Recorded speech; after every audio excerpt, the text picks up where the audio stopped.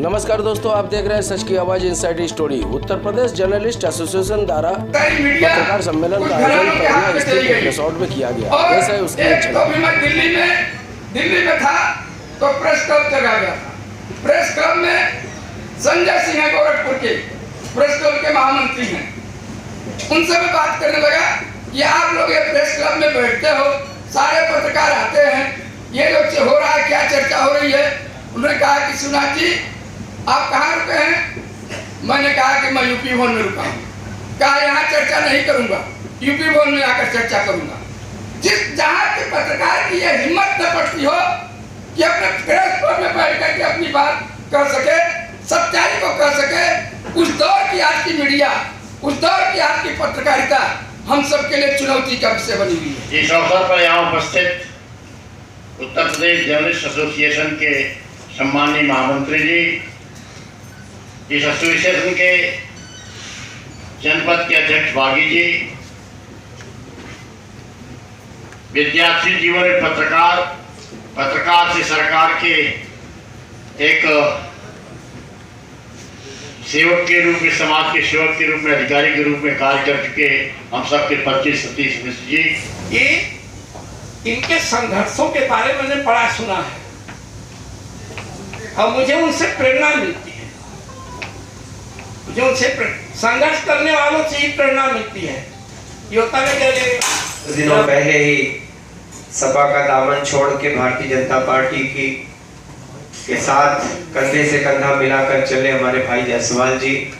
इस सभागार में हर चेहरा मेरा अपना पहचाना जाना है। कारण यह है कि संपूर्ण जीवन ही शहर में बीता है। इन्होंने पत्रकार जगत की बात किया। पत्रकार कोई अलग से या किसी ऐसी जगह से आयातित होकर नहीं लाया जाता। पहाड़ों पे पैदा हो, मैदानों में आकर काम करे। वो आप ही के बीच से आप ही का कोई भाई पत्रकार होता है, कलम का सिपाही होता है। आज में आपसे ज्यादा सम्मान, आपसे ज्यादा महत्व किसी को नहीं मिलता। कारण ये है कि आपका जीवन, पूरा जीवन अभाव में बीतता है। आप दूसरों के लिए दिन रात काम करते हैं। जब सब लोग अपने घरों में बैठे रहते हैं, रात को 2 बजे भी कोई दुर्घटना होती है तो या तो प्रशासन पहुंचता है, समाज का कोई ऐसा व्यक्ति पहुंचता है, नहीं तो पत्रकार बंधु वहां खड़े रहते हैं। आपके हर सुख में दुख में आपके इर्द गिर्द। तो संपूर्ण जीवन समाज के लिए जो व्यक्ति देता है, जो कौम इनकी एक अलग बिरादरी है कह लीजिए।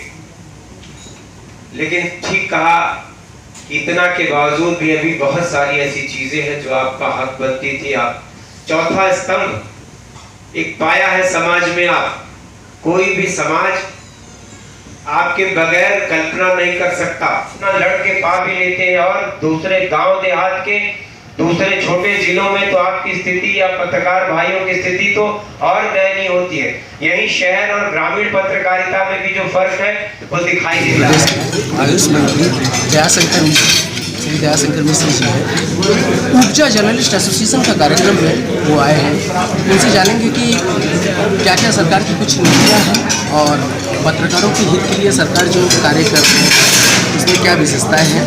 हम दयाशंकर मिश्र जी, आयुष मंत्रालय, भारत सरकार से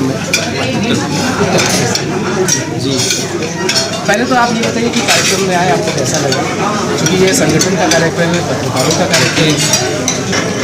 समाज की कलम के द्वारा अपनी सेवा करने वाले पत्रकार के बीच में बहुत पुराना संगठन है और उनके साथियों के बीच में आकर सम्मेलन में जो समाज की भलाइयों के प्रति भार के माध्यम से, अपनी कलम के माध्यम से पूरे समाज को बताते रहते हैं, अधिकारियों को बताते रहते हैं, तो कहीं न कहीं से समाज के सजग व्यक्ति के रूप में समाज की सेवा करते हैं। उनके संबंध में जो बातें हैं, प्रदेश की वर्तमान सरकार कहीं न कहीं से प्रतिबद्ध है कि हमारे उत्तर प्रदेश के पत्रकार उनका जीवन बहुत ही सुरक्षित है। तो सब के लिए जो प्रयास पिछले दिनों हुए और जो प्रयास आने वाले दिनों में होने हैं, जैसे कि इस मौके पर मुख्य रूप से विभिन्न क्षेत्रों से आए हुए सम्मानित लोगों को मोमेंटो देकर सम्मान किया गया, जिसमें प्रमुख रूप से सुभाष चंद्र स्कूल प्रबंधक दिलीप श्रीवास्तव, वीरेंद्र चतुर्वेदी, डॉक्टर हरि नारायण दे, प्रेम प्रकाश विश्वकर्मा सहित आदि लोग उपस्थित थे।